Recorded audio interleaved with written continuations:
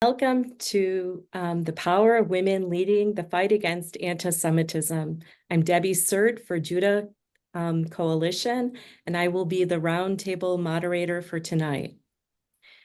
On October 7th, we watched in shock and disbelief as the horrific Hamas attacks occurred in Israel. Equally shocking was the rapid wave of antisemitism that swept the world, leaving many of us unsure how to respond.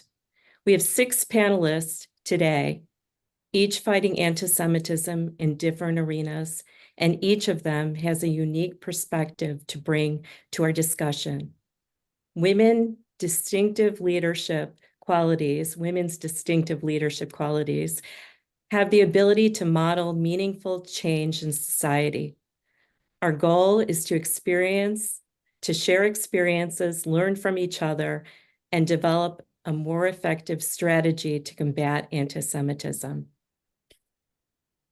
Our panelists are Cheryl Dershinsky, Executive Director of Atlanta Israel Coalition, Sarah Gluck-Knox, homeschool educator and influencer, Deborah Silverstein, Chicago alderwoman, Kathy Perillo,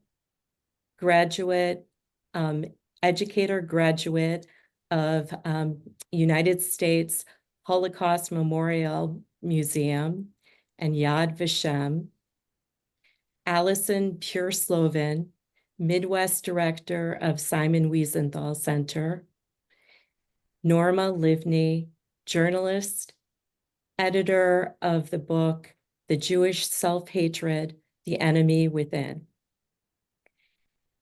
The most impactful solutions come through collective wisdom by adding to each other's insights and experiences. Our focus tonight is not to emphasize what hasn't worked in the past, but to develop a deeper understanding of the problem and create effective solutions together. Every panelist will have a minute to answer each question. Please add to the discussion as succinctly as possible without negating the answers of other panelists. So we're briefly going to start with everyone just kind of sharing a little bit about their background and why you are so actively working to combat anti-Semitism. And we'll start with Cheryl. Thank you, Debbie, and thank you for putting this together. I think now is definitely the time to be having these discussions, and I am thrilled to be here. So I founded Atlanta Israel Coalition along with very dedicated volunteers about 5 years ago. I saw the wave of hate coming through. Starting off in California, I feared that it would end up spreading like a cancer. Today, we see it unfortunately has. And the goal that we have is we simply believe that anti-Zionism is anti-Semitism. No way around it. I mean, you can criticize the government of Israel all day long.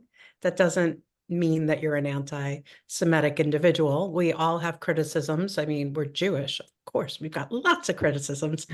But what we do is we proactively educate and we advocate and empower others to do so. And I think that's very important today, especially because nobody could afford to sit on the sidelines. We all have to be here together. I don't know who on here said something about being stronger together, but before we started, but absolutely spot on. We are stronger together. We need to put our political beliefs aside. We need to put everything aside and be here together, because when we're divided, that's what those who hate us want. That's when they thrive. So those are my thoughts. Thank you, Cheryl. Sarah? Hi. Yeah, I echo Cheryl. Thank you for putting this together. I also think it's an important time to do these types of things, and we all feel, as much as we're doing, we feel a sense of helplessness. And so my background is not that exciting.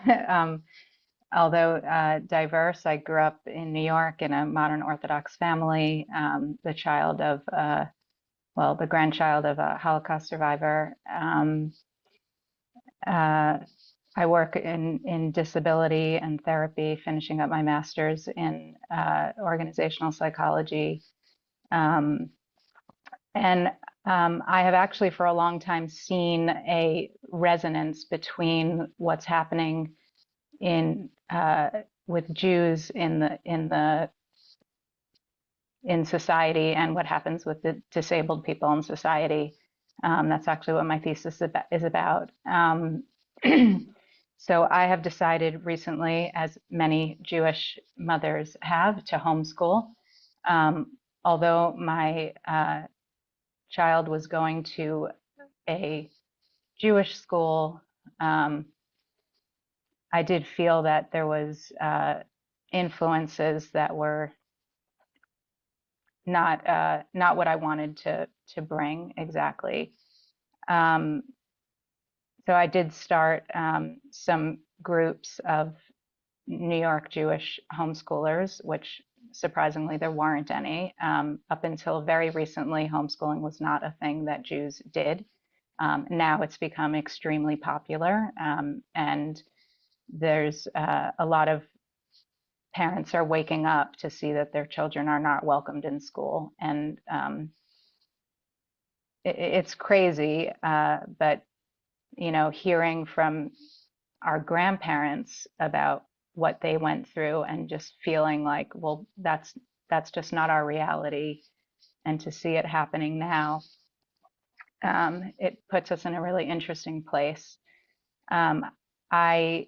I just feel very strongly that we cannot make the same mistakes that our grandparents made.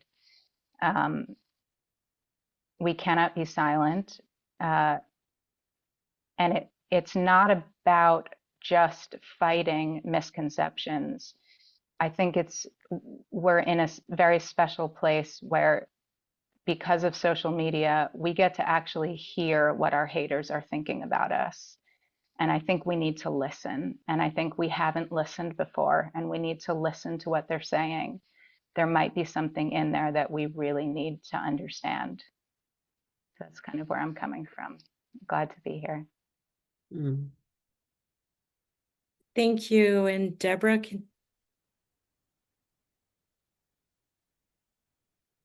Thank you. And again, thank you for putting this together. I think you're going to get a thank you from everybody here, but appreciate you bringing us all together. I'm Deborah Silverstein. I'm the alderman of the 50th Ward here in Chicago. I am the only Jewish alderman that sits on city council. I've been the alderman for 13 years, and up until my last election, I was just, always had Jewish issues in mind, but was kind of just being the alderman. And with my last election, I ran against an opponent who had deleted anti-Semitic social media posts. And it wasn't just anti-Semitic, but it was just hateful in general. And obviously he lost, and I won by close to 70%. But it kind of changed the direction for me. And I wanted to focus more on hate of all kinds. And the first thing I did was I rewrote the Chicago hate crimes ordinance. I call it Shy versus Hate, where it hadn't been changed in over 30 years. And we added a definition for hate incidents as well as hate crimes because we needed better tracking. And we centralized the reporting because everybody was reporting all over the place.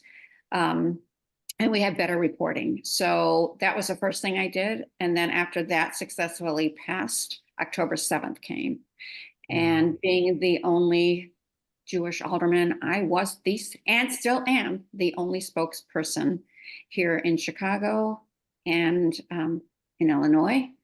I have been subject to chants like Deborah Silverstein, you can't hide, we charge you with genocide.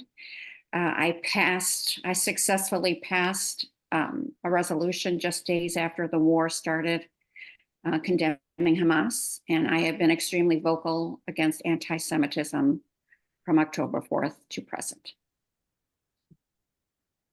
thank you, Deborah. Kathy? Thank you. Thank you, Debbie, especially, but all of you. It is good to be here with you. I know those acronyms that Debbie said first. You have to really think what that is.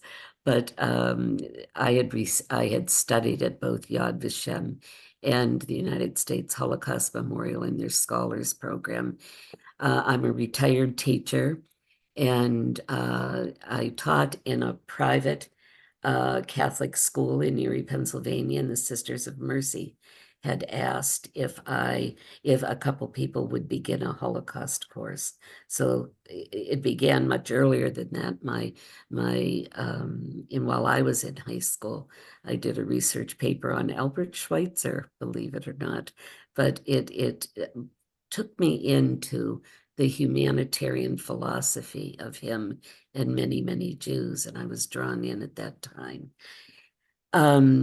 I now am retired, and I do a lot of work in the field of integral education and new ways to bring education to the next generation to help them understand what has happened in the past, but to move forward and to hopefully bring about more dialogue. And I am so glad to be with all of you. And I will say to you, from the Christian community, they wanted to know Holocaust studies. Back when I taught it, we taught over 10,000 students in the 15 years. We had cooperated with a public school. We were a private school, and a public school took kids to DC, to the Holocaust Memorial, and every year. And the thing right now is we all need to go forward with education, educating the next generation. Thank you, Kathy. Allison? I'm going to weigh in on the thank yous to you, Debbie, for bringing us all together with different experiences and different lenses. I am grateful that I work for the Simon Wiesenthal Center, which is a Jewish global advocacy organization, and we fight against anti-Semitism and we defend the state of Israel. Education is a key component to what we do. In the 1970s, Rabbi Marvin Heyer, the founder and now retired CEO of the Simon Wiesenthal Center, realized that 30 years after the Holocaust that even Jewish students didn't understand the magnitude of what happened. And there were no Holocaust museums in the United States. And so he had the dream of creating this educational facility and went to Mr. Wiesenthal, who was the greatest Nazi hunter that ever lived, and asked if he could use his name. And Mr. Wiesenthal said, Rabbi, if you want to teach about, if you want to memorialize the past, I'll give you a letter of recommendation. I want the center to bear my name. You will teach about the past, but you will also advocate for the future, because it's not the first or last Holocaust, genocide, or human rights injustice. And unfortunately, we all know that Mr. Wiesenthal was correct. So we are a Museum of Tolerance in Los Angeles, which is a large educational facility, and we are an advocacy organization. It's interesting is in Illinois, we have the first mobile Museum of Tolerance, which I'm very, very proud of. And we're now building a fleet of mobile Museum of Tolerances. Not everybody could get to a Holocaust educational facility or a museum. So we bring the museum to the schools. And we are on the road, and we opened the MMOT, the Mobile Museum of Tolerance in Illinois, 2021. It is booked solid through 2025. 2 are rolling out to New York, 2 are rolling out to Florida. There's going to be 1 in Hawaii. We're really, really increasing our work. But going to the advocacy aspect, obviously education is really an aspect of what we believe in, even before 10/7. And I use the words 10/7 because if you want Americans to understand what happened in Israel, if you say 10/7, it's an equation to 9/11. 9/11, 10/7, 9/11, 10/7. And I learned that from a special envoy on anti-Semitism in Israel. But we worked with the Cook County commissioners. It's one of the counties of Illinois, as Deborah would understand, and we helped them create the Cook County United Against Hate. I don't know that you know, Deborah, that we actually wrote the language for commissioners with Scott Britton and created this Stand Up Against Hate. And it all started because Commissioner Scott Britton, who's not Jewish, we don't have a Jewish Cook County commissioner, was receiving those anti-Semitic flyers on his driveway. Does everybody know what I'm talking about? And he was incensed. And so he came to us and we created this vehicle for standing up against hate. And, life has changed. We are now increasing our education. We have a combat hate curriculum that has been approved by the Illinois State Board of Education to bring to the schools. And combat hate curriculum are workshops to talk about digital media literacy and how students should look at what's going on social media and how they could shut it down and how it makes people feel uncomfortable. We have the same curriculum in New York, and we have already educated 20,000 students, and we're going to continue to grow that aspect of what we do. One side note is what led me to the Simon Wiesenthal Center, besides the fact that I admired Rabbi Heyer, as I said, who retired all my life. But I had to leave Chicago public schools in 5th grade because I got beaten up because I killed Jesus. And so I had to go to a Jewish day school, and subsequently, of course, have been my children and others have had experiences in anti-Semitism. So instead of making me quieter, it makes me stronger. I will never hide my Judaism. Thank you. And that's why I'm so grateful to be with all of you, because I think we all feel the same way. So thank you, Debbie. Absolutely. Thank you, Allison. Norma? So first of all, thank you, Debbie. You've heard that before, but I think that we really feel here that there's a kind of a sisterhood, and that's part of the solution. So thank you for making the effort to have us all here. I'm Norma, a journalist. I used to work for Telemundo, New York, for the tri-state area. And currently working as a writer and researcher on anti-Semitism. Why is that important? I think that it is the most important subject these days, especially for us. It is important. It is a relevant subject since my family has experienced it firsthand.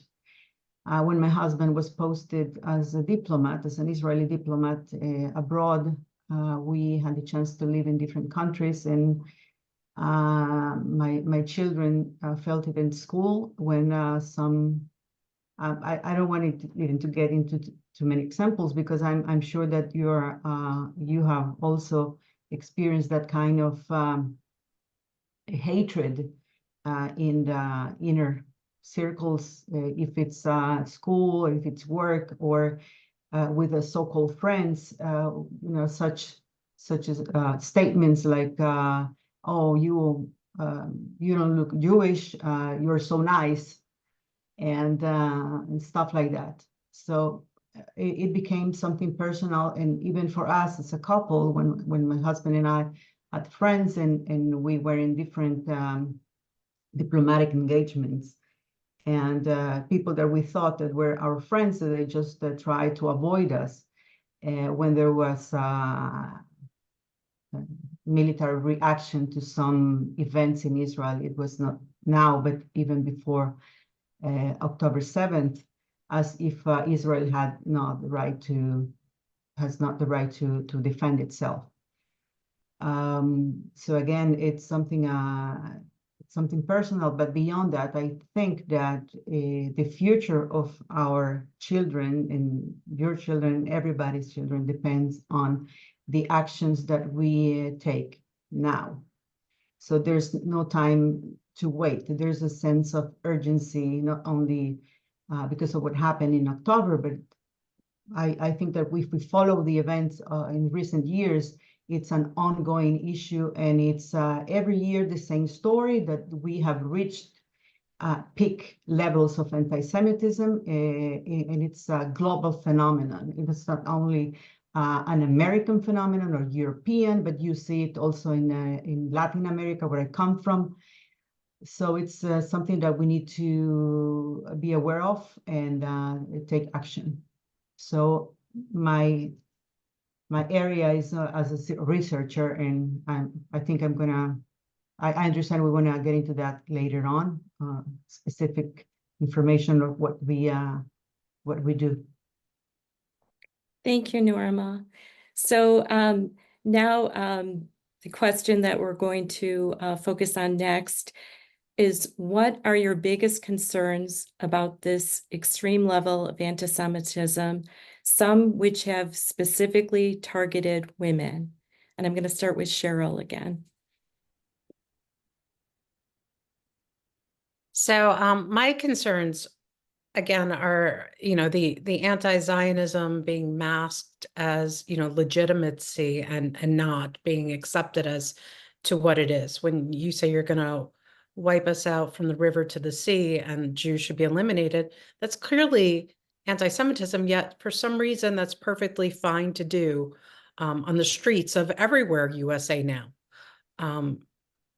As far as women go, I'm always amazed to see women who insist that those who want to wipe us off the map are, the good ones. They're the freedom fighters. They know what they're doing, because the reality is, when you look at these countries, there's female genital mutilation, there's honor killing, there's child brides. I mean, the list of offenses to women and murder and hideous crimes against women are countless. And how that could be acceptable, and how, rape being used as a weapon is excused because it happened to Israelis, because it happened to Jewish women, it chills my soul. So, we stood in the middle of a very busy area called the Beltline, and we showed these big presentations that are actually higher than me, of women who were victims of sexual abuse during October 7th. And we handed out information and we had conversations. And yes, we were yelled at a bit. Yes, we were threatened a bit, but I hire security for everything now, because you have to. And I think it's important for us to be able to really grasp what's being said out there, because I don't know if it's truly all hate, or if people just regurgitate what they see on social media, what they hear from their friends. But it's up to all of us to educate these people in any way we can. So I try to be creative. I try to do different things. The volunteers that, work with me, absolutely fantastic. And as I said, we've been doing this for, over 5 years, and we've seen it get to this extreme. So the question is, where does it end? And God willing, with all of us speaking out, advocating, getting in touch with our politicians, having politicians like Deborah and people represent us that truly get it, will make a difference. But it's up to us to help them understand what these things mean. Thank you, Thank you for Cheryl. asking. Sarah? That's a tough question a little bit. I mean, I have the same concerns, I think, that everybody does, which are, you excuse rape to certain women, and I think anybody that's reading the news now can see worldwide that there's now an excuse of rape in general. Norma can speak probably more to this, but historically, when a society embraces anti-Semitism, it's not good for that society. That society falls very soon after. I don't know why nobody understands this. I think those of you that are in, public education, that it's,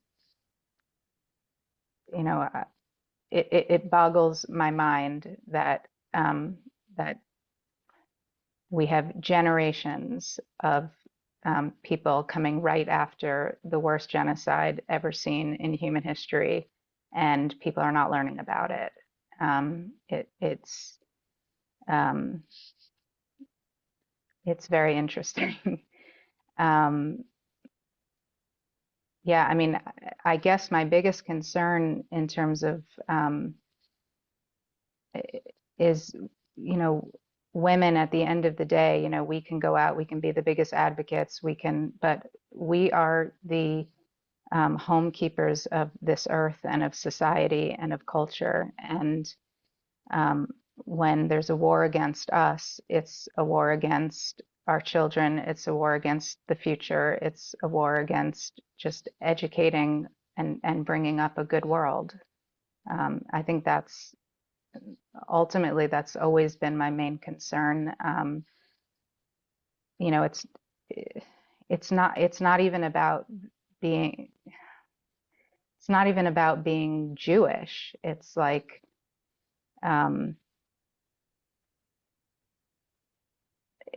it's like where we, you know, the Jewish mother is it's a real thing, and it's a thing for a reason, because Jews and women alike are, you know, we are the lights unto the nations and unto the future. And when we lose that, and when there's a war against us, it's never going to go anywhere good. Thank you, Sarah. Deborah?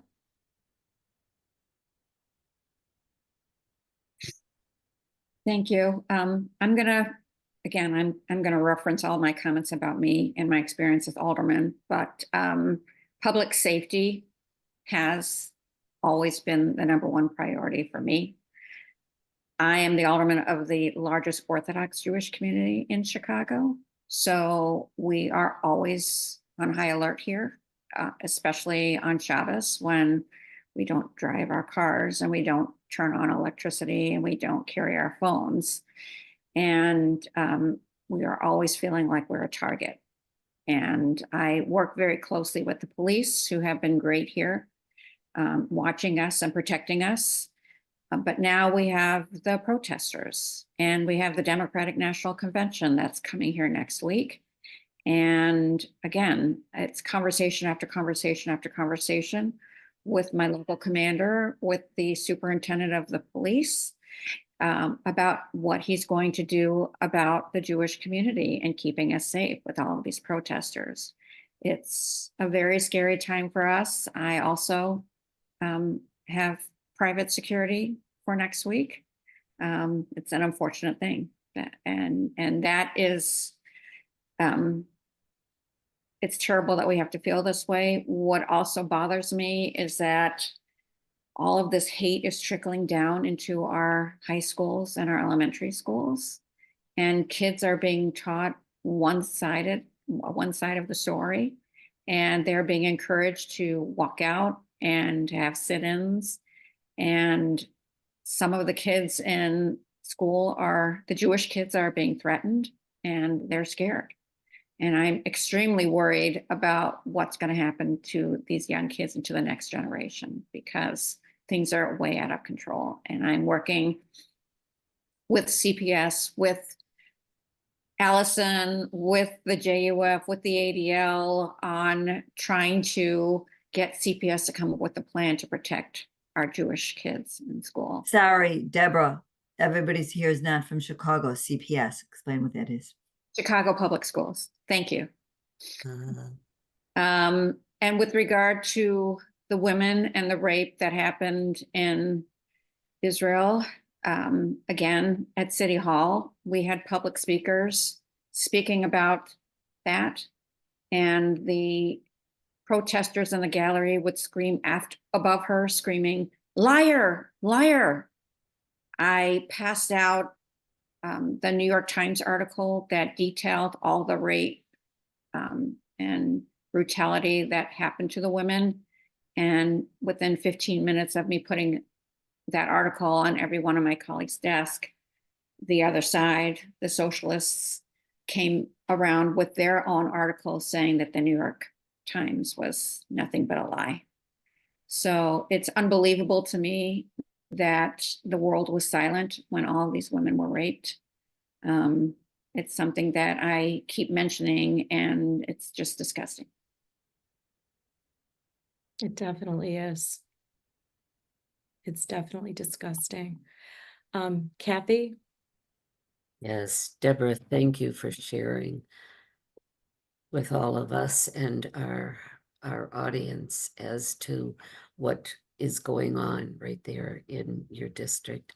We appreciate that. You know, one of the biggest concerns I have with the extreme level of anti-Semitism, but also the targeting to women, is 15, 20 years ago when we were teaching anti-Semitism as courses. And for me, it was in a high school for juniors and seniors, because one of the things was we had to be careful not to sensationalize anything about the Holocaust, as the kids would somehow prefer in some cases, but to stay with the facts and to give them the facts. And they always appreciated the researched facts we gave them.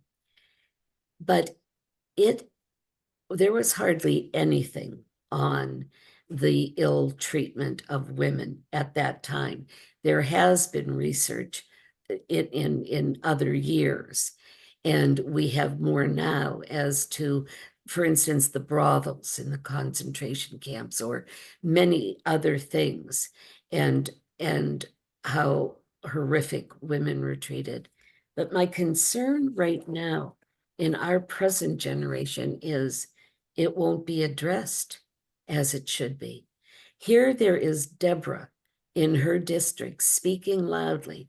Here there are all of us, and we all work with people that are willing to bring this up in correct ways at correct ages. But people need to know.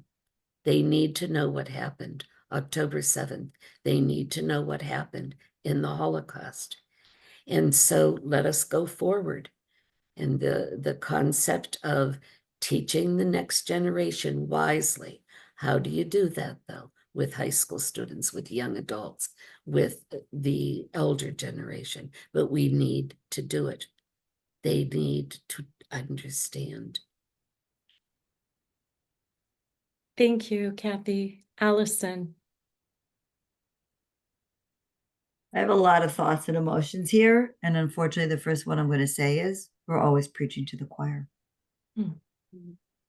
That's the biggest problem right now. We're always preaching to the choir. The people who have joined this webinar, we appreciate you immensely. You've got to be the ambassadors. We need to speak to others, the others in the room who are not listening. I feel that, and I put it, it was published, I was surprised, in the Chicago Tribune, a personal letter to the editor about anti-Semitism and about how America has failed us, because the silence of those around us is deafening. The fact that people don't understand what transpires here in America, forget even Israel, and how the Jewish community is being treated, how we are afraid, how people are calling and saying, I'm afraid to wear a Jewish star, or my child was in the park in, a suburb and they were spit on because they're a dirty Jew. This just happened 48 hours ago. By the way, Deborah, in our hometown, just to say. So I feel that we keep educating. We keep talking about it. We've seen the videos of what transpired on 10/7.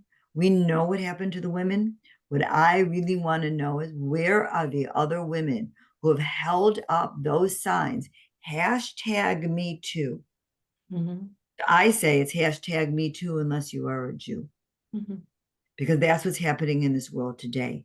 And the ignorance that's going on college campuses, and the ignorance that's going on in the high schools, and the anti-Semitism that's going on in the high schools. And now we're seeing it in the grade schools. And I don't even, none of us really know how to solve it. That's the truth. Illinois is wonderful. We have a mandate to teach Holocaust education. So what does that mean? What's the curriculum? Who's monitoring the curriculum? Who knows what they're teaching? Are we really teaching it? We don't know. I'm sure you'd find that in the other states as well. And the truth of the matter is, as we all know, if it started with the Holocaust and it continued on with Darfur and Rwanda and other genocides in Cambodia, what are we teaching students right now so that they understand? And where's the empathy towards the other person, right? I mean, I'm tired of people saying, oh, you just have black skin, you're not Latino, you can hide your Judaism. I live in the United States of America. Deborah Silverstein should not have to hide her Judaism. This isn't just about what has happened here in Illinois is not just about Israel. It's about being a Jew in the United States of America. And that's part of what we need to talk about. Do I have that answer? If I did, God, I'd be brilliant. But all of us need to gather to have these conversations. But part of what we need to do is not just speak to a Jewish audience. We need to embrace those who will have those conversations with us, who will understand what we're feeling. I am tired of the silence. We have marched against racism. We have stood up for women's rights. We are out there for the LGBTQ community. Where are they for us? And it's time to recognize the silence of those that we have stood with. I didn't Absolutely. give you an answer. I'm sorry. Well, it is. We're coming to an answer together. So, and this is helpful to have this discussion because this is the foundation of what we're working with and we're dealing with. So it needs to be discussed as well. Norma.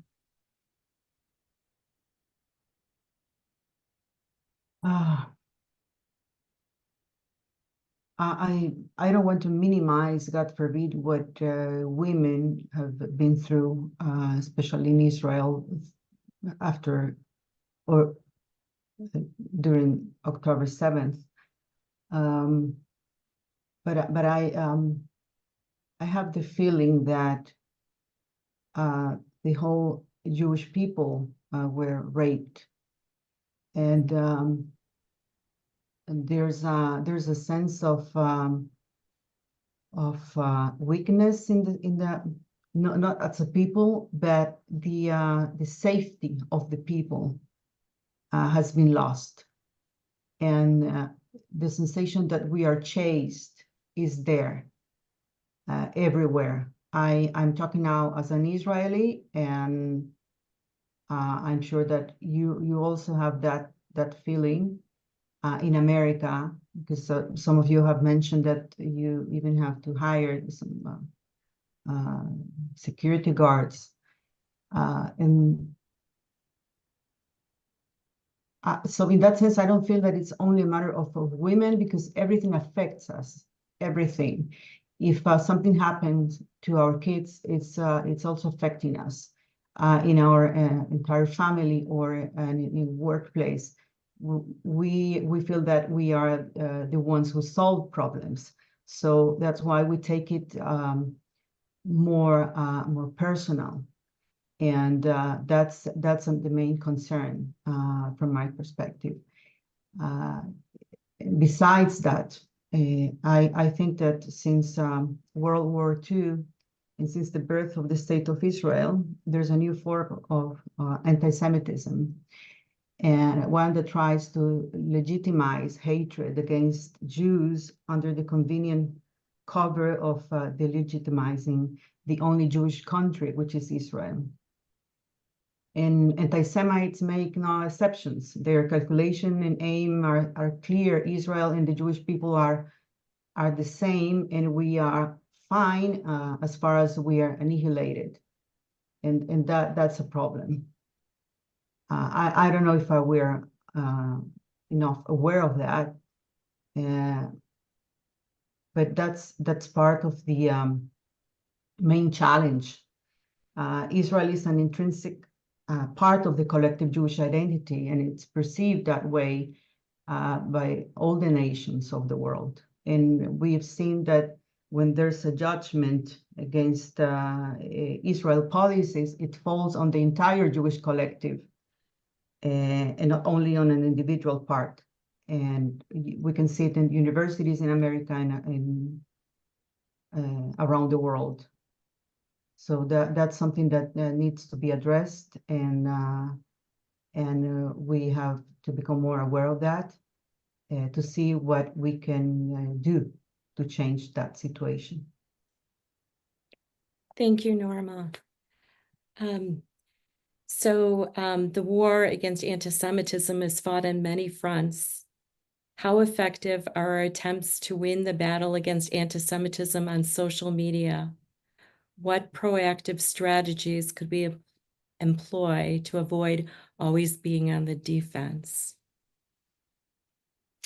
Cheryl, can you start for us? I feel so special always starting it off, just to let you all know. I think social media is very important, and I'm always encouraging people to share the truth. The other thing I encourage people to do is share from other people. For example, I follow Allison on social media, on her personal page, we're connected, and I love what she posts. And I share from her page all the time. You too, Debbie. And now that I know you ladies, if you're on social media, I'm sure I'll gain something. But don't share it from the haters, because truly you're just giving them more attention. And I know it's very, very difficult to remain silent when they make their horrible comments, and they'll say all sorts of things that, to me, like, I never thought humanity could get so bad that people would be laughing at dead babies. I mean, it's sick. So you get the worst of the worst, you get the best of the best. But as long as you're sharing your voice and doing what you can to help, you're making a difference. When I've gotten to the point when people comment on the Atlanta Israel Coalition page and they're just spreading hate, I block them. There's no point. They're not going to listen to anything I say. And every so often, I'll respond to something. If the person seems like they're somewhat reasonable, if they're not, using explicit language, threatening me, little things like that, I'll attempt to have dialogue. And 1 out of every 50 times, I feel like I'm getting somewhere. As a matter of fact, there was a point where I was having a discussion with somebody on social media, who basically told me how, of course, we're committing genocide. I mean, I am a tree-hugging vegetarian. I do not kill bugs. I have a humane bug catcher. I do not committing genocide. So for anyone to tell me that to begin with is ludicrous. So my response was, we're doing these virtual tours again of Israel. And this time we're seeing the October 7th sites and bearing witness. And I said, please join us. They're free. They're open to the world. Educate yourself. Hear more than these sound bites that you're seeing on social media. So I encourage everybody to participate in the way they feel comfortable. Share pictures, share your personal stories, because people don't understand otherwise. They're not going to. And there's bots and hate and so much out there that it's overwhelming. But the people that trust you and the people that know you, they'll ask you questions and you'll be able to actually have conversations with them, because you can't assume because you know something everybody does. They don't. Thank you.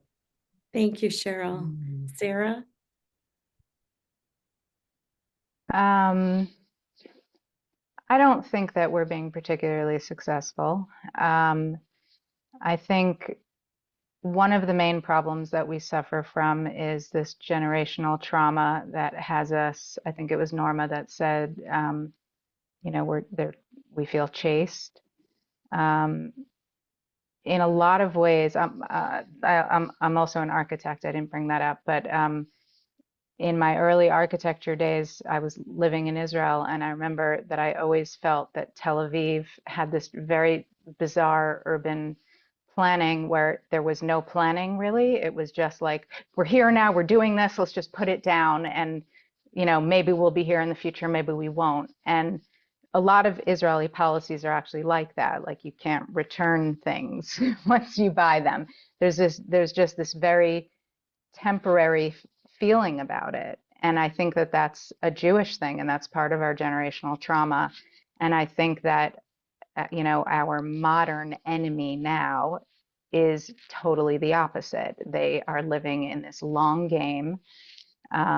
And we are losing the fight because we are short-term thinkers on the run, and they are long-term thinkers, and they don't care what happens right now in their lives or with their children.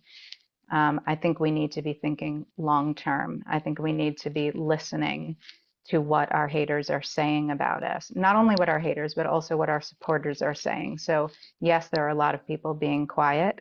A lot of the people that we thought were going to stand up for us because we stand up for them. There's a fly in front of my camera. But we can hear from people. The things that I'm hearing are, you know, the war against Jews is a war against God. I don't think that we should take that lightly. I think we need to really listen to that. Everybody wants to talk about the chosen people. My father is a philosopher, and he wrote about the chosen people. That's a big one, both from our supporters and from our haters. I think we need to listen to that. I think we need to pay heed to it. I think as Jews, we have a lot of work to do, and I think that we get very distracted. But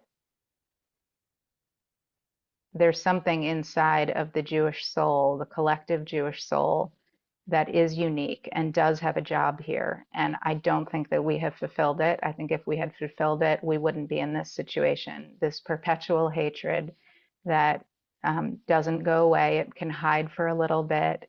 It's always there. It comes in places that have never seen Jews.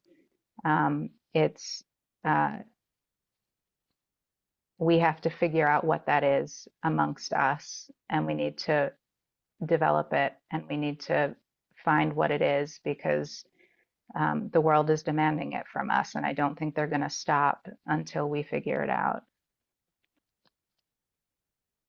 Thank you, Sarah. Deborah? I agree with Sarah that we're losing the battle on social media. I believe that the opposition is louder than we are, just like they're louder when they're doing their protests. And if we're upset about it, again, I'm going back to our kids. Can you imagine what they're reading and what they're getting from all of this? It's terrible. I am getting hate on my Facebook. I unfortunately am not allowed to block anybody as a politician. But just for an example, last night I had a wonderful movie in the park. It was a family event where we had face painters and balloon twisters and lots of food, and it was really family oriented. We had hundreds of kids. I have a very Orthodox Jewish community, but I have the most diverse ward also. There's about 40 different languages spoken in our Chicago public schools. And it clearly reflected the diversity of the ward, and it was wonderful. And I posted about it today on my Facebook, and the responses that I got were anti-Semitic. My movie in the park had absolutely nothing to do with Israel, nothing to do about being Jewish. And yet there are those that wanted to chime in and continue with their insults and their hate. So I feel like we are losing the battle on social media. I'm going to put a positive spin on things just because, and I say this a lot, since October 7th, I think that the mainstream Jewish community has united with each other. You can be Orthodox and you can be Reform, but I feel like we all have each other's back. And I think that's a beautiful thing. And I think it's time for us to organize and stay strong together, and to continue writing the truth on social media. If you feel you need to be on social media, continue to write letters to your elected officials, write letters to the editor of the newspaper, email people, and go out and vote, because this is how we get rid of the bad apples in government, and hopefully we can make it a better place. Thank you, Deborah. Kathy? Oh, Deborah, thank you for your words and the message of speaking up and speaking out. And we can do that at all levels. You know, my situation is somewhat different from yours in that um, being raised within Catholicism, then moving on toward evangelical Protestantism, then moving on to Messianic Judaism and to other things, and having a degree in theology. I hear from many, many people. I hear the empathy of Christians that hurt for Israel. I also, and within my family, have the exact opposite. Those that are very hardened, that are more toward the pro-Palestinian view. But what we can do, we are women. We are women of empathy and curiosity. We keep studying. We keep looking. Yes, social media is what it is. We find the correct social media outlets. We speak up when our neighbors or our family or people within our communities ask the questions. We stand firm. And I do want to just end this by saying I just had a visitor from Israel spend quite a bit of time at our home. She was so surprised when she would go exploring, whether it was horseback riding or sailing or whatever they did, when people found out she was Israeli and her son. They came right out and said to her, "Please know we are praying for you." I think that's huge. And I think it's important for us to know there are people that are standing with Jews. And let's keep working toward that dialogue. Thank you, Kathy. Allison? Thank you. So I would agree, Kathy, that there are people who stand with us, but like you said, it's mostly the Christian community. Thank God for the Christian community because they never abandon Israel and they believe that, you know, in the blessings of the Jewish people. So, you know, we are grateful for that and we keep those alliances going. Going back to social media, I think that that's probably one of the worst problems that we have, the propaganda. I think that we used to say students, but I would suggest adults also don't know fact from fiction. They don't, you know, if it's on social media, it must be correct, and they're buying into the narrative. And we teach, when we're teaching about the Holocaust and trying to bring it to contemporary time, how did Hitler succeed? Through propaganda, right? He started with propaganda. Who the Jews were. They were the rats. They were the I don't have to tell you all. So that's a problem that we're seeing again. And that, as I said, students are buying into it. It's amazing to me that, you know, 10/7, unfortunately, Israel was attacked in the most horrific way that we could ever imagine. 10/8, people were still mourning the death and the how women were violated and everything that transpired. And 10/8, 10/9, I think by 10/9 for sure, the narrative changed. And part of that has to do with how much money has been invested by pro-Hamas. I won't even say pro-Palestinians anymore. They're pro-Hamas. How much money's been invested by the other side, the campaign that transpired, how well prepared they were. And we have a researcher that's in parts of the internet that none of us should ever go down into or don't even know how to. And the amount of information that we're finding and how they're making the Jews, not just Israelis, the bad guys, is astounding.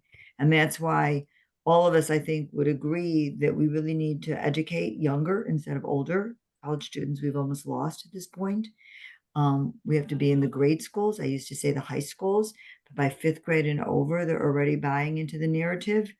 And the fact that third and fourth graders were at a zoo in Chicago and spit on a group of young Jewish campers and who were 9 years old and screamed free Palestine and spit on them, those are 3rd and 4th graded. They're indoctrinated. That's hateful information that's coming from someplace else. They don't know what they're talking about. And that's why we collectively have to keep fighting in the educational arena and to ensure that we are making sure that the adults in the room are educating properly and that the schools are educating properly, which we know is a problem in numerous circles because of professors, etc. But we can't stop fighting. We cannot stop fighting. We have to continue working together and ensuring that the truth is out there. And if it means showing the world the actual Hamas idea video, which I've seen and I've shown, and I'd never like to see again, then let's keep doing it because people have to see the truth. Just like they understood at the time of the Holocaust that they took pictures when they were liberating the camps, that people wouldn't believe it. That's the time that we're living in once again. And we together have to ensure that people know the truth. Thank you, Allison. Norma? Yes, until now, we have spent enormous efforts trying to directly combat the bad attitudes and behaviors of others toward us. But every effort has ultimately failed or has only partially succeeded for a limited period of time until new blows have struck our faces. So I think that awareness is the key. We need to probably find new ways and look inside what we as Jews are doing to ourselves and think, first of all, why are we singled out among the people, all the peoples of the world? What is it in our background that makes us unique? Where are we headed, and what is the root cause of such animosity against us? And maybe it's time to look at ourselves and also implement what we're teaching, that we need to unite and stop hating each other. And it's not that we're going to think the same, as someone said here in the panel, that we are Jews. So 2 Jews, 3 different opinions, and 1 Jew and 2 synagogues. But we need to raise above our differences and feel and think and realize that we are one people above all the differences. And I think it was Cheryl who said in the beginning that when the enemies see that we are disunited, they thrive. So it's the call to action to us is to be more united. And then I think we're going to see the difference. That's a very good point. And I think it also is a good segue to how do you think that Jewish self-hatred factors into anti-Semitism? So Cheryl, can you start again for us, please? Of course. I mean, honestly, I don't know. Is it self-hatred? I mean, do people like truly hate themselves? Are they not aware of their background? Maybe they just don't appreciate where they came from and have absolutely no idea. Or do they genuinely hate themselves and hate other Jews? Again, how much of it is ignorance? How much of it is brainwashing? And how much of it is true hate? So I hear people say like, oh, well, that person's not a real Jew. That's why they're saying it. And I've got to be honest with you. I don't have a Jew test. If you tell me you're Jewish, you're Jewish. I mean, what do I know? And I accept you and fully embrace you as a fellow Jewish person. But those who are parts of groups like Jewish Voice of Peace, you know, I've stood there with signs of the hostages at one of their rallies. It wasn't that long after October 7th. And there were Israelis with me, and they had pictures of, you know, family members they just lost at Nova and, you know, in the kibbutzes. And these people who are supposed to be Jewish are screaming at them, trying to take their signs, just the hate, the overall hate. And I was asking people as they walked by, like, are you Jewish? The majority of them were not Jewish.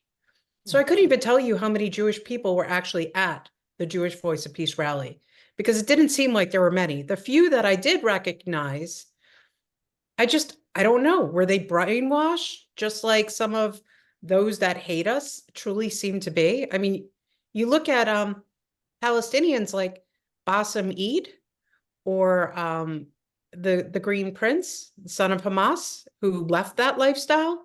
And at one point, they hated us. Now they see the truth. Does that mean they're self-hating? I don't think so. So that's a really hard question for me to answer. And I'm not an educator by all means. I'm just like, everybody who's probably watching.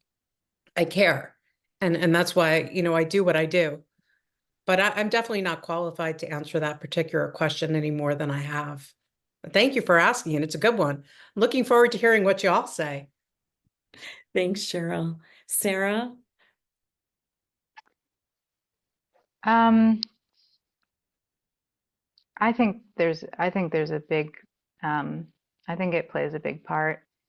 I think Norma hit on it. In well, there's a couple of things. I mean, so in this world of identity politics right now, Jews don't fit into that for many reasons, but one of the reasons is that according to Jewish law, when you're a Jew, and it doesn't matter how you identify. It doesn't matter if you're Christian. It doesn't matter if you're practicing Buddhism, or if you're an atheist, or it doesn't matter. None of it matters. There's something inside of our soul, of our it's not even our DNA, because once you convert into Judaism, again, you can't leave. So it's some sort of prison sentence that we're that really has nothing to do with how we see ourselves, or what we attach ourselves to, or what we believe in. This is the difference between Judaism and any other religion, if you want to call us a religion. What is that thing? And when you deny that, for whatever reason, if it's just generational trauma, if it's not being educated, if it's having a bad experience when you were a child, like Allison had, or like probably many of us did, or many of the big self-hating anti-Semites out there now. A lot of them are coming from this very clear place of having had anti-Semitic experiences. I saw it in my grandfather. I saw that he just would not speak of being Jewish, would not speak of the Holocaust. He wouldn't speak of any of it. Wouldn't speak of God. So I do think that we have to ask why we can't leave this. What is it that is tying us all together and not allowing us to leave? And why do some of us try to run? And those are always the ones that get put in front. So like in terms of what is it? It's not SJP, is it? The Jewish Voice for Peace. They put the few Jews right in the front, right? This is what they do. This is what the Nazis did with the capos. That's how they got the Jews to trust them. I mean, this has historical. This has always happened. There's always been the as a Jew. I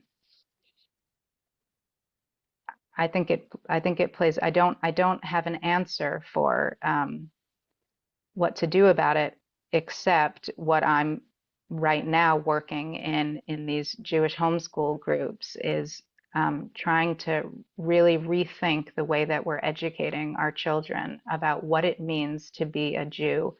I grew up in these Orthodox schools, and it's not about anything that they're teaching in Jewish schools. That's not what and I knew that as a child. I knew it, and I was always asking my teachers, like, you're not giving me, I know there's something else inside, and it's not about halakha, and it's not about any of this stuff that you're teaching me. What is it? And nobody ever had an answer, but I think this is what we have to, the first thing about Judaism is the question. Our entire ethno-religion is based on questioning. And we need to really question, what does it mean to be a Jew, and what is it between us that makes us unique, and what is it that we need to accomplish? And I agree with what many of you said, and also what I hear from both our supporters and our detractors is that the unity of the Jewish people, the unique way that we support each other and come together in a way that other nations just, they look at us and they envy that, and they feel inspired by it. And our detractors also blame us for not having enough of that. I think that having these outliers that want to deny their own Judaism and some of the rest of our Judaism, I think we need to embrace them like a child that is suffering, like one of our own children that is suffering. Yeah. Thank you, Sarah. Deborah? I think this is a big problem. Every Jewish hater I've argued with in Chicago has quoted Jewish Voice for Peace, or If Not Now. It gives the Jew haters the cover they need to say these anti-Semitic things and claim that they're not being anti-Semitic. I work with the mainstream Jewish organizations, with Simon Wiesenthal, with DL, with JUF. As a matter of fact, after the ceasefire resolution, I guess our mayor was trying to make some kind of amends with the Jewish community. He was the tiebreaker for those of you who are not from Chicago and have not heard, but there was a one-sided, biased ceasefire resolution. I had passed a resolution condemning Hamas in the beginning of October, and then the other side decided they needed to introduce a resolution asking for a ceasefire. And we had a very strong coalition, and the vote was tied. The mayor got involved, and we would have defeated it and overturned it, but the mayor got involved and pulled some people off, and he ended up breaking the tie. And he totally alienated the mainstream Jewish community, and he thought he would make amends by having us all come and have a meeting. And at that meeting, he invited members from JVP and If Not Now, and all of the mainstream again got together and said, "Sorry, Mayor, we're not going," and we boycotted that meeting and did not show up. It's funny that every time there's a tent encampment or every time there's a protest, the reporters seem to find those one or two people from JVP who seem to think that they know everything, and they don't. And I think by us boycotting the mayor was a great first step, but I think we need to make it more clear to everyone, including the press, that these groups do not represent us. Thank you, Deborah. Kathy?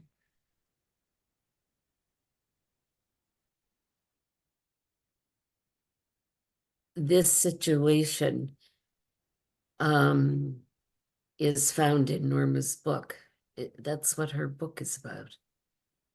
And not being a born Jewish, constantly people are asking me when they hear Jewish, especially Jewish politicians or legislators that seem to be turning against their people. We don't understand that.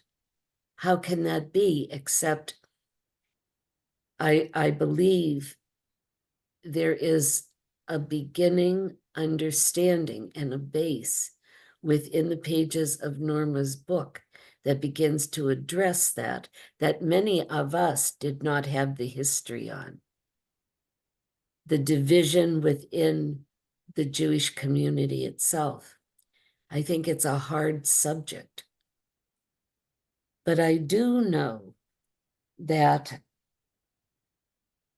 the defense against that kind of calamity is love and unity.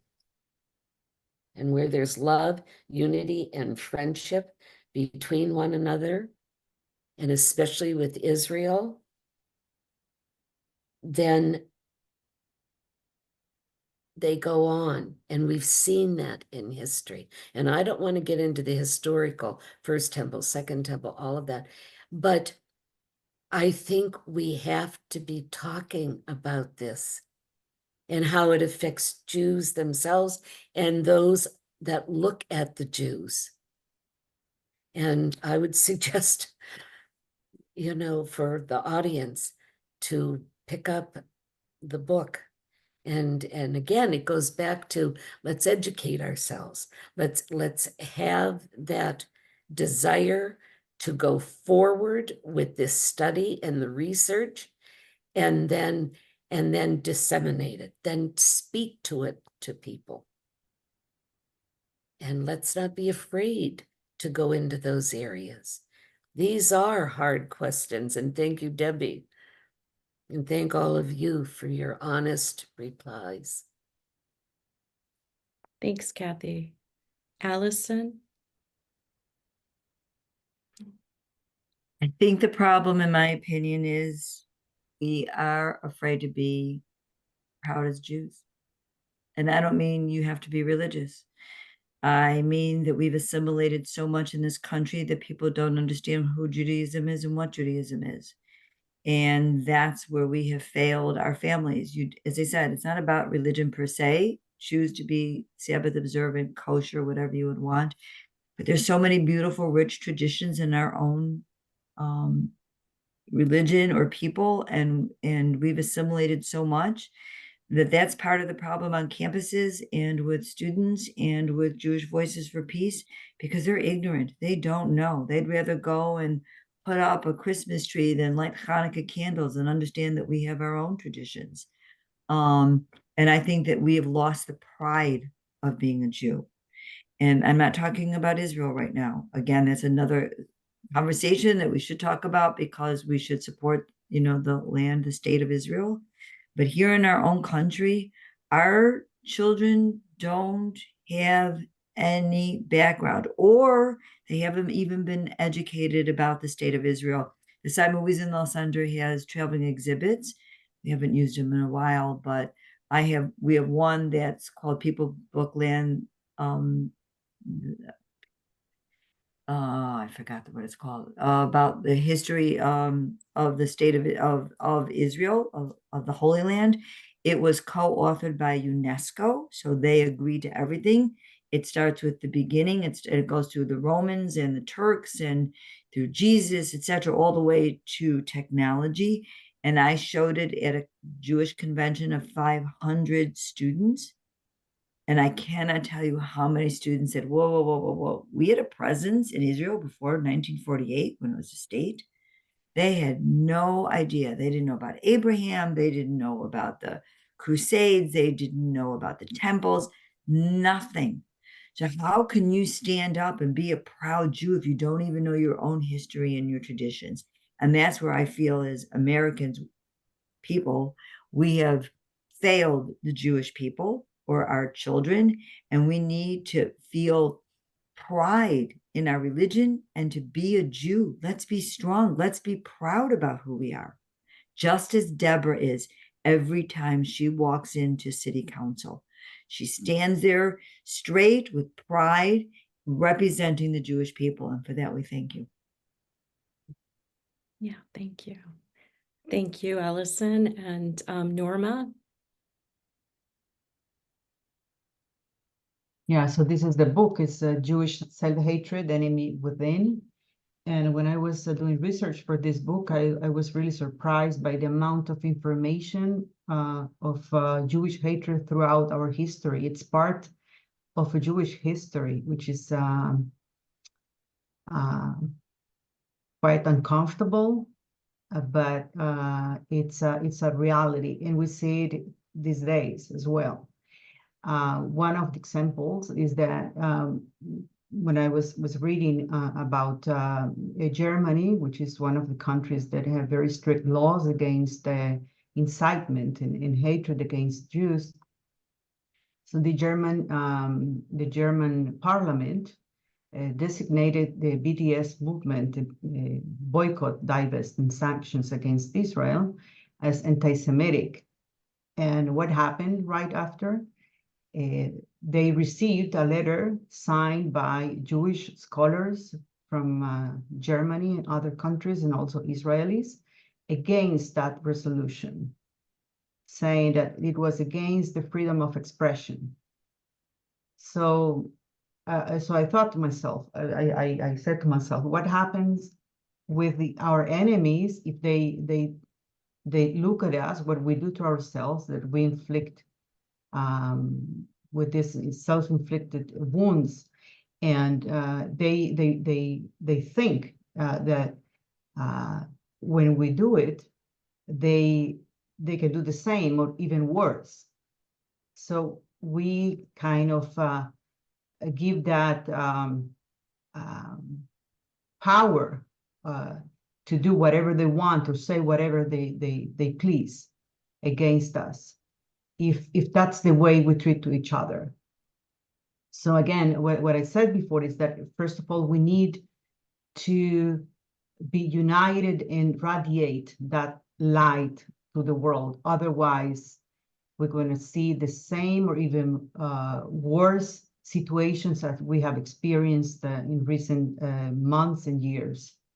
No doubt about it, because that's something that history is teaching us, that at the end of the day, the enemies don't make any distinction. If someone is Israeli, or if someone is an Orthodox Jew or a Reformed Jew, it doesn't matter. As far as someone is Jewish, that's what really matters. And we're going to be the target if we don't see each other as one single unit. Thank you, Norma. Probably the biggest takeaway from this war was that our enemies could feel our weakness because of the level of division between us. How can women strengthen the connection between Jews, both in Israel and worldwide? Cheryl? Well, I think, advocating together, being there for our Jewish children, educating together.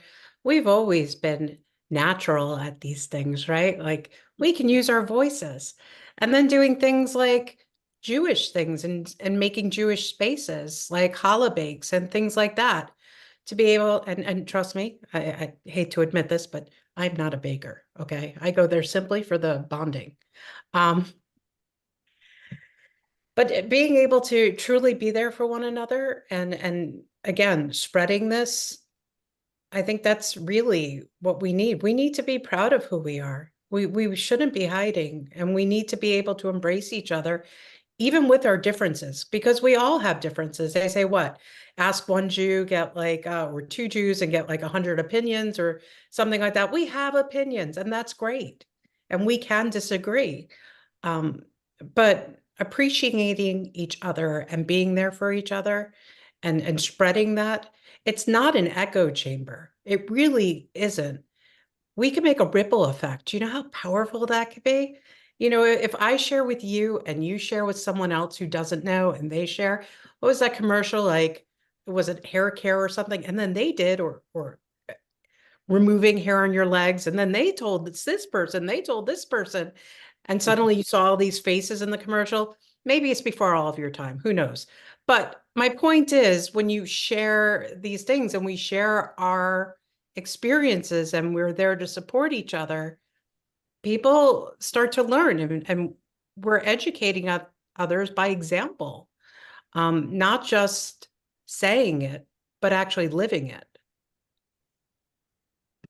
Thank you. Great point. Sarah?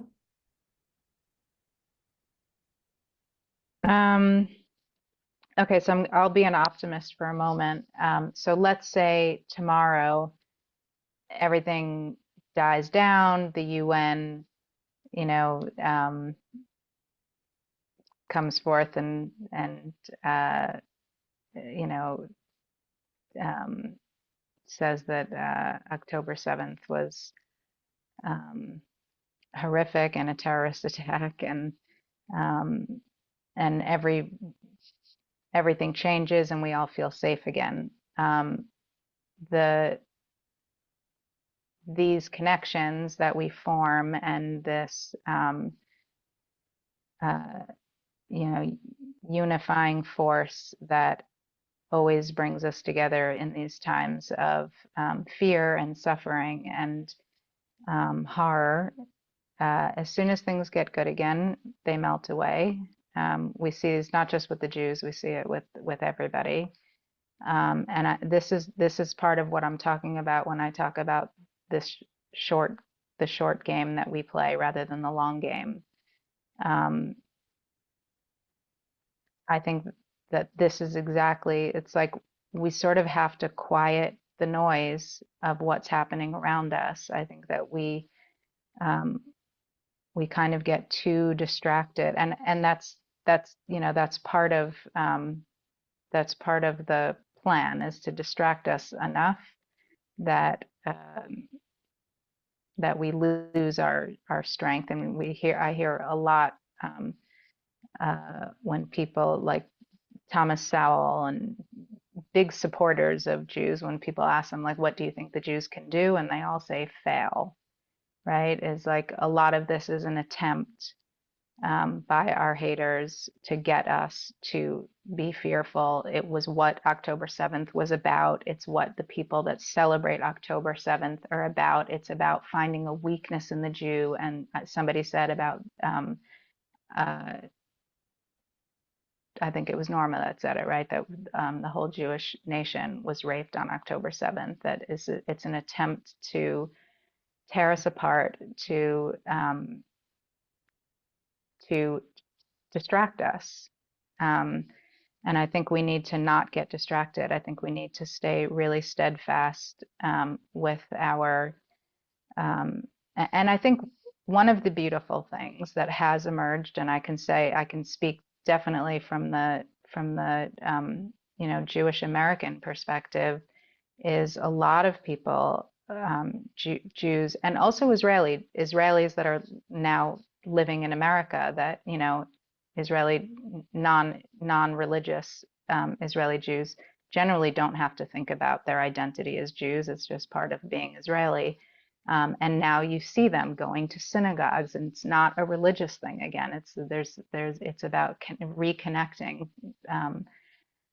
to our people. And I think that's like, I think it's the most important thing that we need to be doing right now, and not get distracted. I mean, I think we still need to do our thing, but I think it's the cohesiveness and this like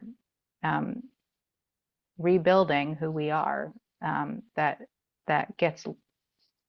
it's gotten lost for sure. It's gotten lost. I think that's what we need to find that again. And a lot of it is in education and with our children. And, it may not happen today, it may not happen tomorrow, but it's a process of building. I mean, it's Abraham and Sarah, between them, built an entire nation that is now, the most ancient living. How did two people do that amongst them? And that's what we need to be thinking about in terms of our children.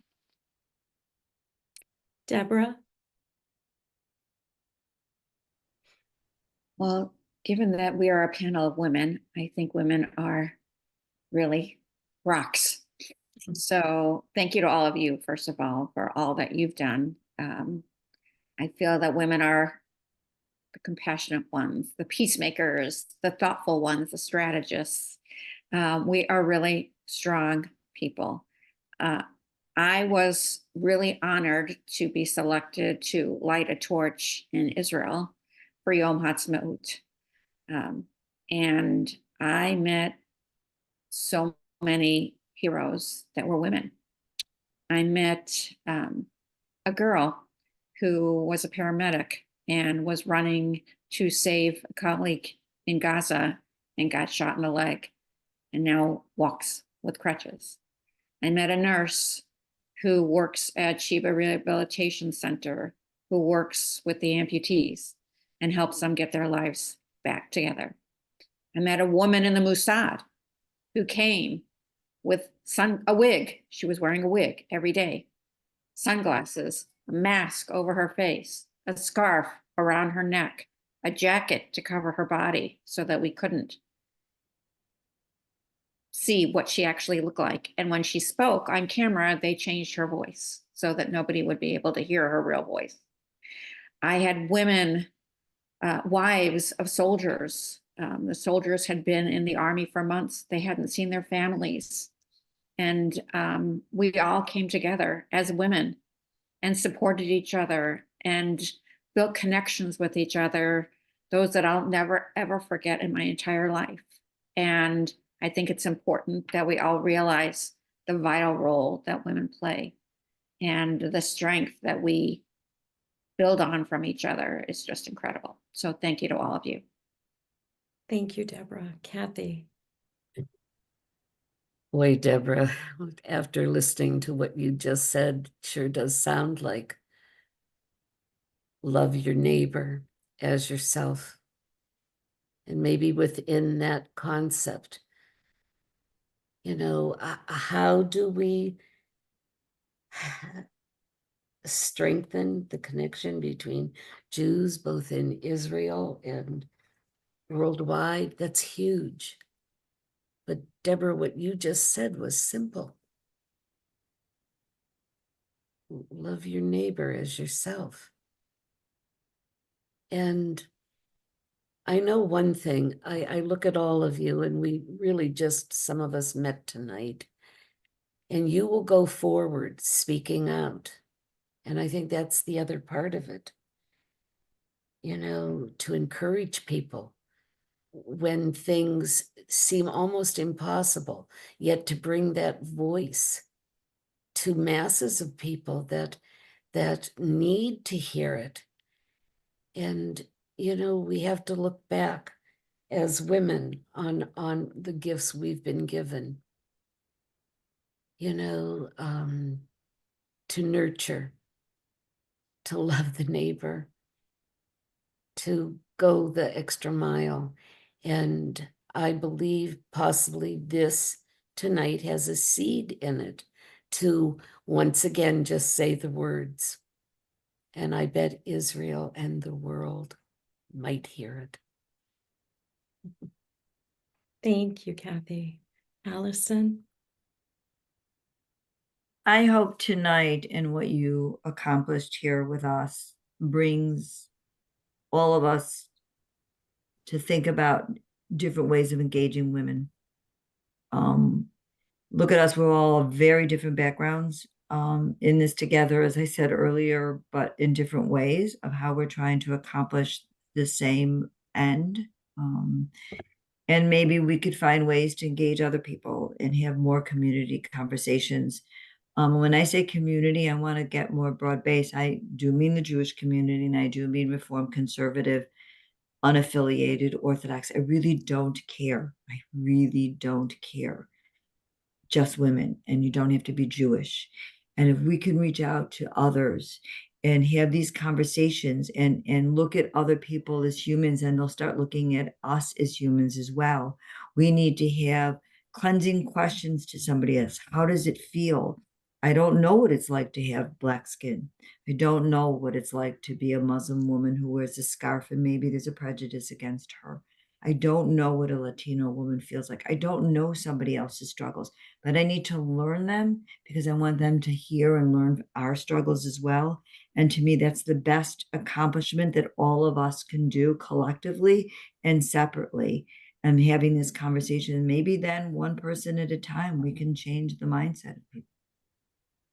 Thank you, Allison. Norma. Yes, everything starts with us, women, with us and by us. And I'm convinced that women are a force of nature in axis of the world spins around. You'll agree with me that everything is moved by us through our inner qualities to put everything together, to organize things, to connect people. We have that inner ability. Even if we haven't learned that, it's inside us. And I read a sentence that was really interesting to me, and it says that the hand that rocks the cradle rules the world, and that's us. So everything depends on us. We only need to be firm and being convinced that we can do it, that we are able to do it, that we have all the qualities. We just need to desire that. Everything starts with women's desire. So it's a challenge, but we can succeed if we have a united front.